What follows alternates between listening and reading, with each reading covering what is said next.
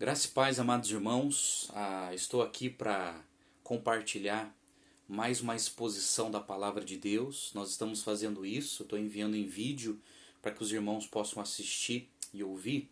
Eu quero convidar você, por gentileza, a abrir a sua Bíblia no Antigo Testamento, no segundo livro de Crônicas, capítulo 7, a partir do verso 11. Abra lá, abra a sua Bíblia. É muito importante você abrir a sua Bíblia e conferir aquilo que Deus quer falar aos nossos corações, através da exposição da palavra de Deus. Então conecte-se aí na sua Bíblia digital ou abra a sua Bíblia impresso e vamos meditar na palavra de Deus. E no dia de hoje eu quero falar sobre o Deus que age, baseado em 2 Crônicas, capítulo 7, versos de 11 a 22. Eu estarei lendo o texto sagrado e depois eu vou expor o texto sagrado. Diz assim a palavra do Senhor, 2 Crônicas, capítulo 7, a partir do verso 11. Assim, Salomão acabou a casa do Senhor e a casa do rei. Tudo quanto Salomão intentou fazer na casa do Senhor e na sua casa, prosperamente o efetuou. De noite, apareceu o Senhor a Salomão e lhe disse: ouvi a tua oração e escolhi para mim este lugar, para a casa do sacrifício.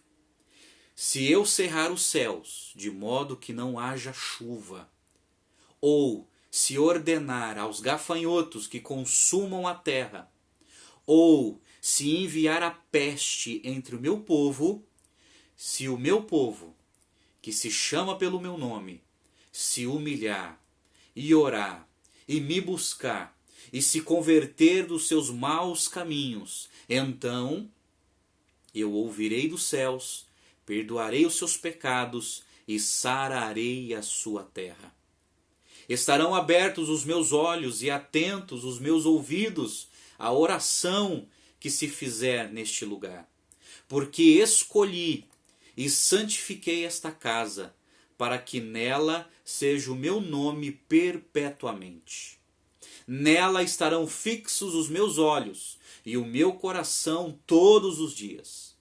Quanto a ti, se andares diante de mim, como andou Davi teu pai, e fizeres segundo tudo o que te ordenei, e guardares os meus estatutos e os meus juízos, também confirmarei o trono do teu reino, segundo a aliança que fiz com Davi, teu pai, dizendo: não te faltará sucessor que domine Israel.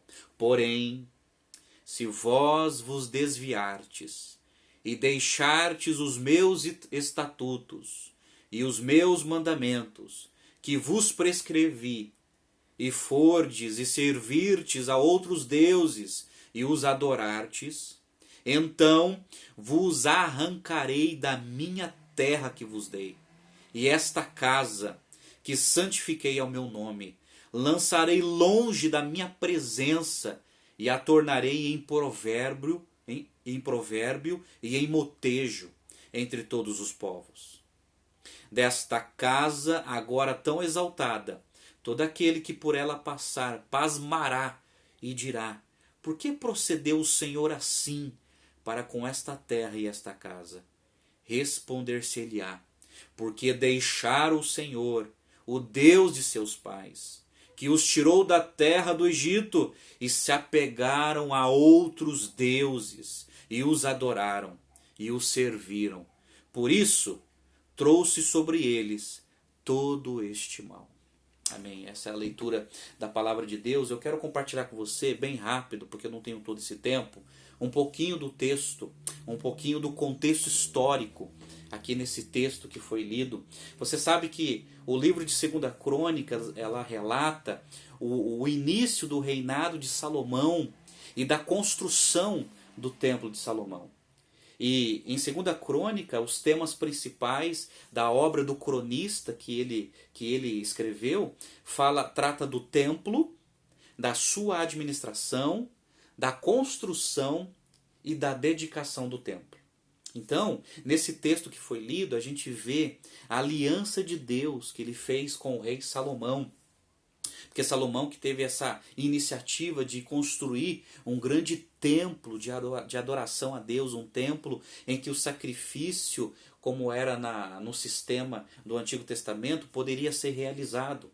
E é interessante que, segundo a Crônicas, o cronista ele escreveu o livro com duas estruturas. Por exemplo, do capítulo 1 a 9, retrata a monarquia unida, quando a monarquia estava unida, e fala da história de Salomão. Mas daí, a segunda Crônicas, capítulo 10 ao 36, retrata a monarquia dividida. Fala da monarquia dividida, que ela foi dividida por causa do pecado do rei Salomão. Aí ficou separado como Reino do Norte e Reino do Sul. Mas mesmo assim o livro trata da dinastia davídica representada pelo Reino do Sul, ali no reino de Judá. E é interessante que nesse texto que foi lido trata da aliança de Deus com o rei Salomão. Mas o que eu quero expor para vocês é o seguinte: Deus continua agindo na história. As Escrituras Sagradas nos revelam um Deus que age na história da humanidade, que age na história da igreja, que age na vida de cada um. Nesse texto das Escrituras, o cronista registra o agir de Deus na história da nação de Israel e na época do reinado de Salomão. Eu quero apresentar para vocês 4 lições. 4 lições que nós aprendemos com esse texto sagrado que foi lido, que fala da aliança de Deus com o rei Salomão. Eu quero apresentar para vocês 4 lições sobre o agir de Deus. O agir de Deus na nossa vida, o agir de Deus na história da igreja, o agir de Deus na história das nações. Deus não está à parte da história da humanidade, mas Ele está agindo poderosamente em toda a história. Então preste atenção, preste atenção. Em primeiro lugar, eu quero te apresentar o Deus age mediante as orações. O Deus que age mediante as orações. Interessante, olha o verso 11 e 12 na sua Bíblia. No verso 12 diz que de noite apareceu o Senhor a Salomão e lhe disse: ouvi a tua oração. O nosso Deus é um Deus que ouve as nossas orações, a sua oração. Deus sabe das suas orações, Deus tem ouvido as suas orações. Ele sabe dos seus pedidos, Ele sabe dos seus agradecimentos, Ele sabe das suas angústias. Quando você apresenta isso diante de Deus, através das orações, Deus sabe e Deus ouve. Ele ouve a nossa oração. E diz aqui no verso 12 que Ele ouviu a oração de Salomão, que Salomão construiu a casa do Senhor, dedicando o templo a Deus. Ele construiu o palácio, e Deus apareceu a ele falando: eu ouvi a tua oração e escolhi para mim este lugar. Olha que coisa linda.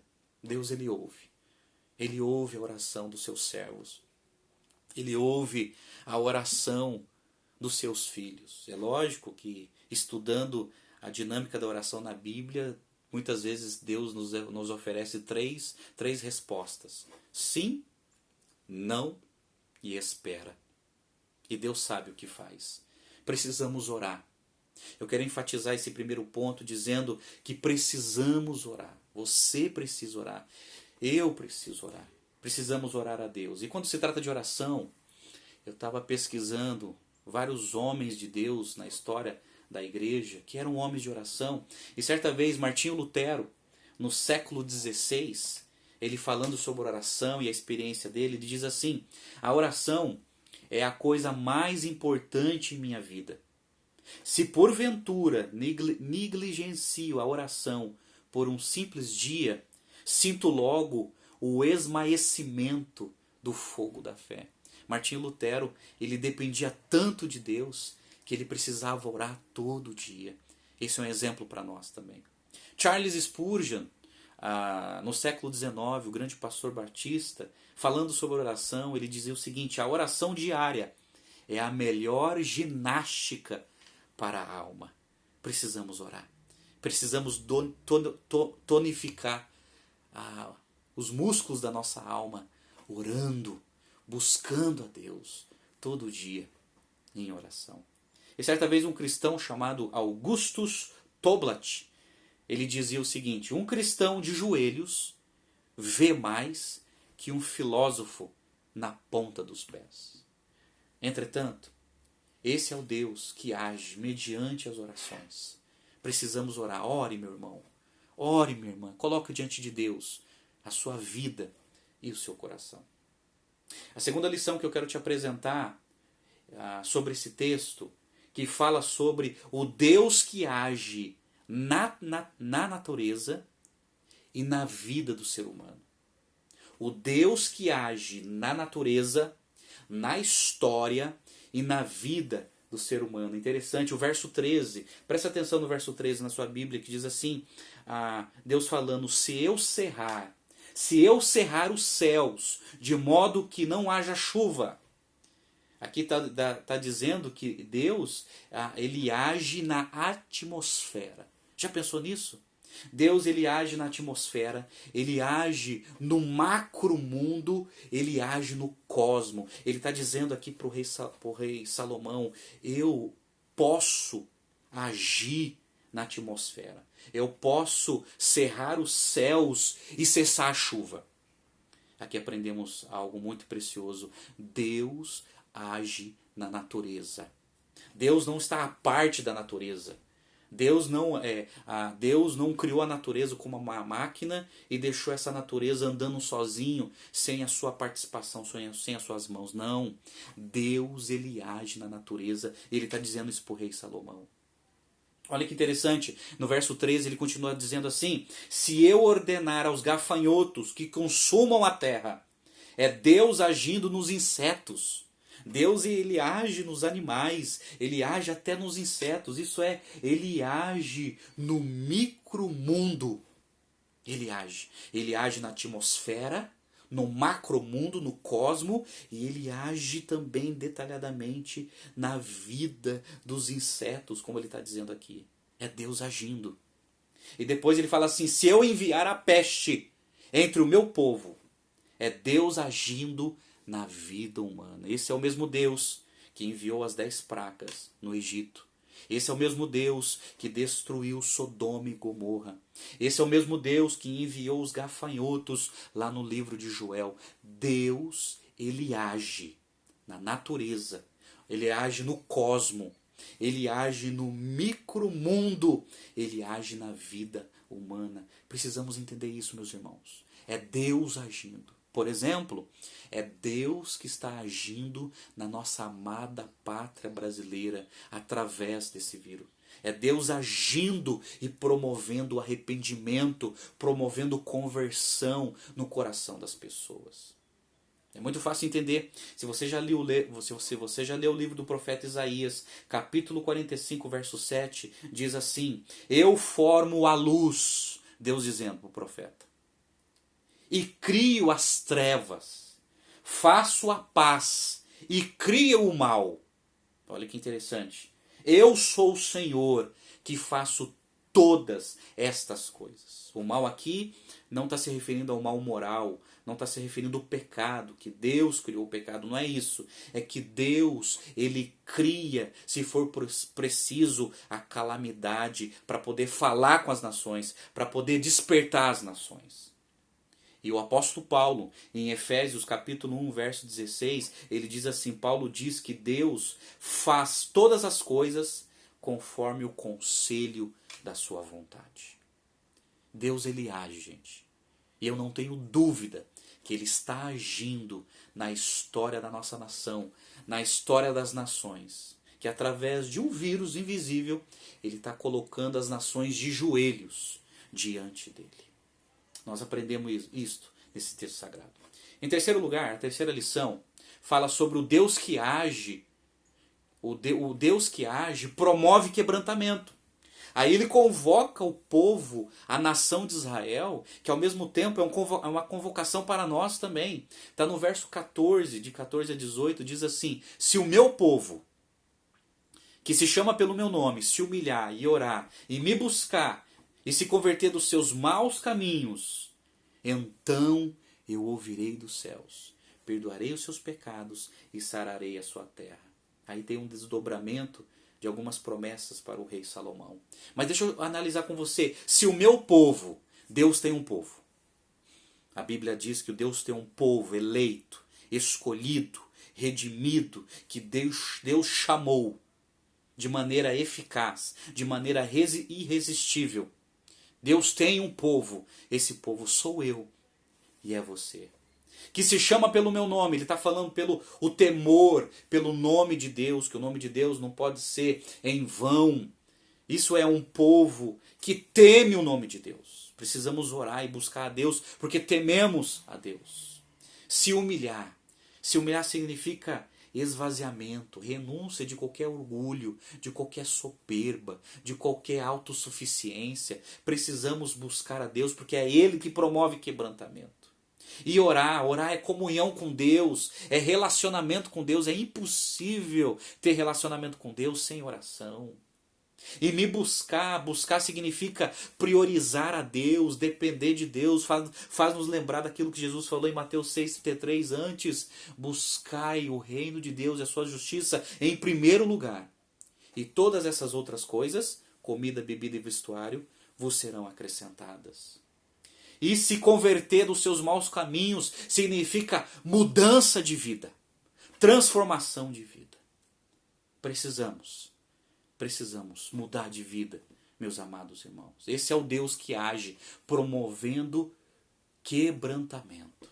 Quando ele convoca o seu povo, ele está promovendo, agindo, promovendo quebrantamento entre o seu povo e entre as nações. Então busque a Deus em oração.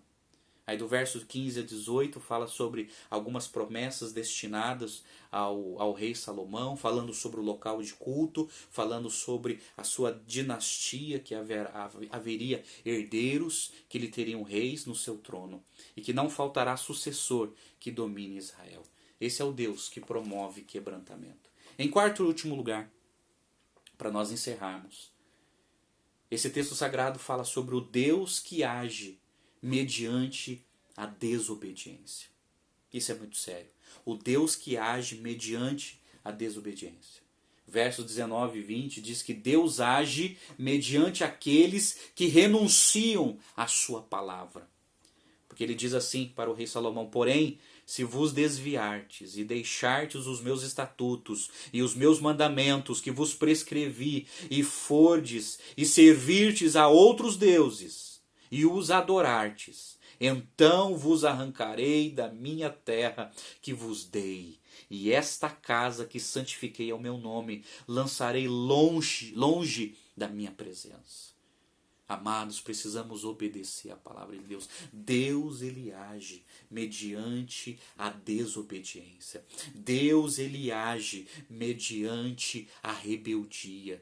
Deus, ele age mediante a resistência das nações em relação aos absolutos de Deus revelados nas Escrituras Sagradas. Ele age. E da forma que ele quer, como lhe apraz, como diz o salmista. No verso 21 e 22 fala que Deus age mediante a idolatria das pessoas. Olha só, no verso 21, quando ele fala assim: desta casa, agora tão exaltada, todo aquele que por ela passar pasmará e dirá: por que procedeu o Senhor assim para com essa terra e esta casa? Deus responderá: porque deixaram o Senhor, o Deus de seus pais, que os tirou da terra do Egito, e se apegaram a outros deuses e os adoraram e os serviram. Por isso trouxe sobre eles todo este mal. Então Deus age mediante a idolatria, gente. Ele age combatendo a idolatria, dizendo que, aqui está dizendo que se a nação deixasse a Deus e se tornasse idólatra, se dobrando diante de imagens, buscando a outros deuses, Deus agiria. E ele agiu. Se você já leu toda a narrativa bíblica, todo o livro de Crônicas, Deus agiu. Ele continua agindo, eu não tenho dúvida que Deus está agindo nos nossos dias, que Deus está agindo na nossa nação e nas nações por causa da idolatria. É Deus dizendo: volte-se a mim, voltem para mim, não se prostrem diante de falsos deuses, mas busquem a mim, porque eu sou o único Deus verdadeiro. Isaías capítulo 43, verso 11 a 13, fala algo que me chama a atenção, diz assim: Deus dizendo, eu sou o Senhor, e além de mim não há Salvador. Eu anunciei, salvei e mostrei. Não foi um Deus estrangeiro entre vós que o fez. Portanto, sois minhas testemunhas de que eu sou Deus, diz o Senhor. Desde toda a eternidade eu sou, e não há ninguém que possa fazer escapar das minhas mãos. Agindo eu, quem impedirá? Deus está agindo, meus amados. Deus não é um Deus morto, representado numa estátua, mas Ele é um Deus que controla a atmosfera. É um Deus que controla o mundo micro. É o Deus que controla a vida humana. É o Deus que age mediante as orações. Amém, meus amados? Deus, Ele age. E Ele está ouvindo a sua oração. E Ele vai agir na minha vida e na sua vida e na nossa amada pátria brasileira. Deus está agindo, promovendo quebrantamento, arrependimento no nosso país, na nossa família, entre os nossos parentes e em todas as nações. Deus está agindo. Agindo Deus, quem impedirá? Assim diz a palavra do Senhor. Amém, meu amado? Que Deus abençoe a sua vida. Que você possa entender que Deus age e que Deus está agindo. Só para a gente memorizar, lembre-se os quatro pontos. Deus age mediante as orações. Ele ouviu a oração de Salomão. Segundo, Deus age na natureza, na história humana e na vida das pessoas. Essa verdade está no verso 13. Terceira verdade, o Deus que age promovendo o quebrantamento, convocando o seu povo a orar e a buscá-lo. E em quarto lugar, o Deus que age mediante a desobediência. Deus age mediante a idolatria dos povos. Deus, Ele age, meus amados. Vamos orar? Que Deus abençoe a sua vida. Que Deus aplique essa palavra aos nossos corações. Vamos orar?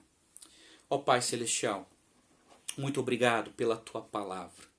Aplica, Senhor, a Tua palavra aos nossos corações e ao coração de cada um que irá assistir esse vídeo. Ó Deus, ouça a nossa oração, ouça o nosso clamor, ó Pai. Que o Senhor continue promovendo arrependimento e quebrantamento aos nossos corações. Que nós possamos buscar